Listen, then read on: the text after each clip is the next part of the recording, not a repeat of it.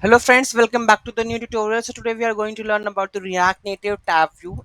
We have already used in the previous video, but we are going to learn it step by step how we are going to use it. So first of all, you need to install this package. Okay, after that there is no React Native linkage. Okay, so what you have to do is just copy this one to create such a kind of thing. So you need to just copy this one. Okay, and try to go your app.js file. Okay, and here we have the code previous that you have written. Comment this, just add this. Okay, in the previous video you can see that we have the key first, second, third, and the tab view, this one, render screen, initial layout. So these are the things that we have used here. Okay, and let's see what the data they are going to be. See, you can see that, but here you can see that there is an animation. You can see that there is a smooth scrolling effect is there.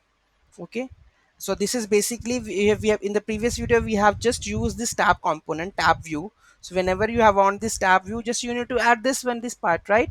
And according to it you can change the color and all of the things. Okay, so we have the first route and the second route. Okay, and you can see that the second route we have the view like this one, background color, and the second one this one. Okay, then we have a React Native tab view, we have a tab view and the scene map. Okay, so in the scene map, what we have done, first and second tab, we are going to bind it, and here render scene.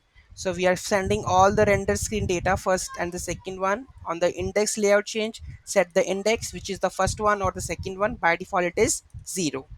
Initial layout, that is layout dot width, whatever it is, the width it is, so you can adjust the width accordingly. Okay, so this is the thing that we can use as a tab component in the React Native, and it's very easy and very simple. You can use it, just you need to install this plugin, and just what with the help of this you can use this tab view, and whatever the value you want to send it over here, you can send it.